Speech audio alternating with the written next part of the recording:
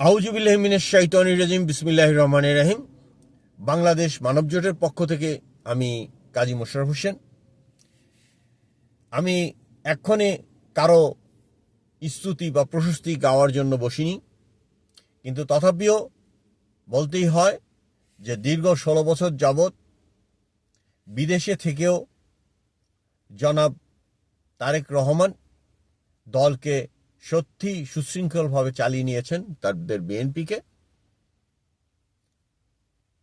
এমনকি দেখা গেল যে তার আপন ভাইয়ের মৃত্যুতেও তিনি আসতে পারেন নাই। তার মা অনেক অসুস্থ অবস্থায় দীর্ঘকাল থেকেছেন, কারাবাস করেছেন, আসতে পারেন নাই। কিন্তু তথাপিও তিনি যে বিএনপিকে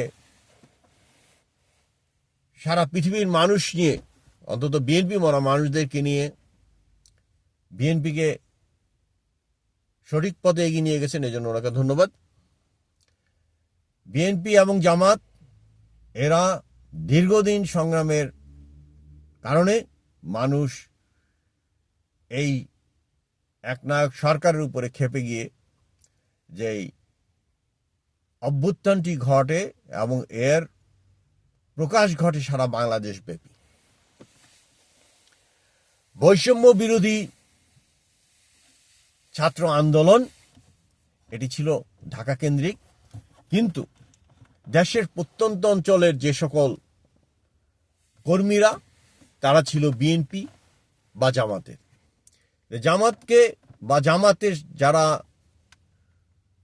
ওই ইসলামিক গ্রুপ যতগুলো আছে সব মিলে ধরা হয়, কাউন্ট করা হয় 10%। যাই হোক, তারা প্রচণ্ড ভূমিকা পালন করেছে সরকার পতনের আন্দোলনে। এখানে দেখতে হবে যে বিএনপির ভারপ্রাপ্ত চেয়ারম্যান জনাব তারেক রহমান, ওনাকে একটা জিনিস মাথায় রাখতে হবে যে ওনাকে জনগণ ভালোবাসে এবং সেই মর্যাদাটাও ওনাকে রক্ষা করতে হবে। কারণ মেবি সারা পৃথিবীতে একজন প্রেসিডেন্টের ছেলে এবং প্রধানমন্ত্রীর মায়ের ছেলে একমাত্র সম্ভবত তারেক রহমানই সারা পৃথিবীতে, এরকম বিরল নজির। কাজেই ওনার চিন্তা চেতনা এবং বর্তমানের যে কথাবার্তা, অন্তত ৫-৭ বছরের কথাবার্তা এবং তার যে ম্যাচুরিটি এসেছে, তাতে অনেকেই তাকে যে তার অনুগামী হবেন, তার নেতৃত্ব মেনে নেবেন, কথা বলার অপেক্ষা রাখে না। এবং উনিও এখন পর্যন্ত সঠিক পথে এগোচ্ছেন, কিন্তু দেখা গেল যে ওনার যে মামলাগুলো তা এখনো নিষ্পত্তি হয়নি, হয়তো হয়ে যাবে খুব তাড়াতাড়ি। এবং আমাদের যে পার্শ্ববর্তী রাষ্ট্র দুটি আছে তাদের কোনটির সাথে আমাদের সদ্ভাব নাই, না থাকলেও একটি রাজনৈতিক শক্তি কেবল আরেকটি রাজনৈতিক শক্তির সঙ্গে বসতে পারে, কথা বলতে পারে। সেই ক্ষেত্রে এখন বর্তমানে যে অন্তর্বর্তী সরকার, তার ক্ষমতাও সীমিত এবং অন্য দেশের কাছে গ্রহণযোগ্যতাও কম থাকে। এবং প্রাক্তন সরকার যেইভাবে সবকিছু দিয়ে গেছেন ভারত সরকারকে, সেই হিসাবে ভারত সরকার যে অন্তর্বর্তী সরকার আছেন, ওনার প্রধান যার একটি মূল্য আছে সারা পৃথিবীতে, ডক্টর প্রফেসর মোহাম্মদ ইউনূস, ওনাকে যদি আমরা মাইনাস করি তবে এই অন্তর্বর্তী সরকারকে ভারত বা ওই মিয়ানমার যদি কোনো প্রকার গুরুত্ব না দেয়, করার কিন্তু কিছুই নেই, বলে দিবে যে এটা অবৈধ সরকার। কারণ হাসিনা সরকার যখন শেষবারের মতো ওই ডামি ভোটের মাধ্যমে বিজয় নিয়ে আসলেন, তখন আমেরিকার রাষ্ট্রদূত থেকে শুরু করে চীন, ভারত সবাই যে কিন্তু এই একনায়ক শাসক শেখ হাসিনাকে স্বাগত জানিয়েছিল। এই কথাটা মনে রাখতে হবে আমাদের। কাজেই অন্তর্বর্তীকালীন সরকার যত কম সময়ের জন্য হয় ততই ভালো।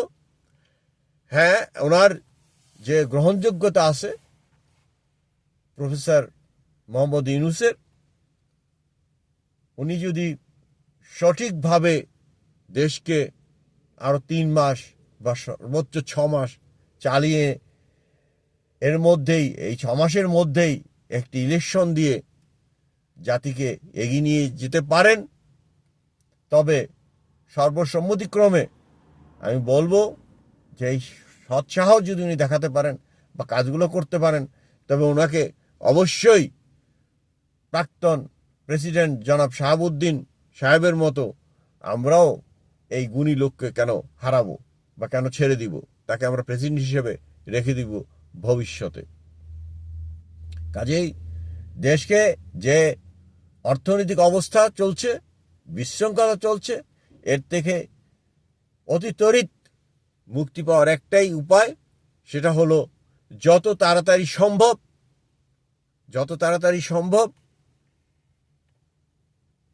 নির্বাচন দিয়ে দেওয়া, আর অতি দ্রুত অর্ডিন্যান্সের মাধ্যমে যারা আঙ্গুল ফুলে কলাগাছ হয়ে গেছে ওদের সম্পত্তিগুলো বাজেয়াপ্ত করা।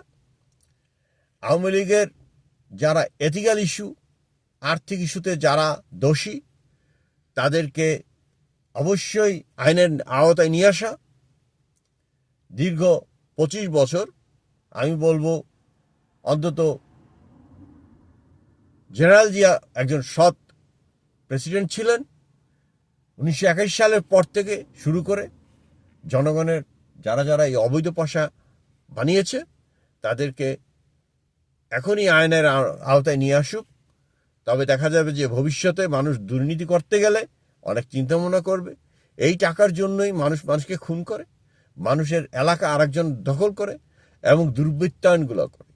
কাজে আর্থিক শৃঙ্খলা যদি ফিরিয়ে না আনা যায় তবে অবশ্যই কোনো ক্রমেই এদেশ এগিয়ে যাবে না। আমেরিকার মডেলে অর্ডিন্যান্সের মাধ্যমে আমাদের কর বিভাগকে অবশ্যই খুবই শক্তিশালী করতে হবে, কর বিভাগে গানম্যান রাখতে হবে, এবং শিক্ষা ব্যবস্থা শুধু বাংলায় হবে, এবং সেটা কারিকুলামগুলো আমাদের ইউএসএ থেকে নিয়ে যাওয়া হোক। তবে দেখা যাবে যে দেশ এগিয়ে যাবে। এবং মানবজোট মনে করে যে নার্সারি থেকে শুরু করে ক্লাস 3 পর্যন্ত দ্বিতীয় ভাষা হিসেবে আমরা শিখব শুধু আরবি, কারণ সর্বোচ্চ সংখ্যক লোক আমাদের এই মিডল ইস্টে আরব ভাষাভাষী দেশগুলোতে যায়। কাজেই এই সংস্কার না করে এখনই যা কিছু চিন্তায় আছে আমাদের ডক্টর প্রফেসর ইউনূস সাহেবের, এখনই যা তার মাথায় আছে বা উপদেষ্টা মণ্ডলীর মাথায় আছে, তা অতি দ্রুত অর্ডিন্যান্সের মাধ্যমে প্রবর্তন করেন এবং অর্ডিন্যান্সের মাধ্যমে শান্তি শৃঙ্খলা ফিরিয়ে আনুন এবং কঠোরভাবে একটি সুষ্ঠু নির্বাচন দিন। জয় হোক বাংলাদেশের, জয় হোক বাংলাদেশের মেহনতি মানুষের, জয় হোক বাংলার কৃষক, শ্রমিক, মজদুর, জয় হোক বৈষম্য, জয় হোক মানুষের সমতা, মানুষের সম্মানের জায়গাগুলো। আল্লাহ হাফেজ।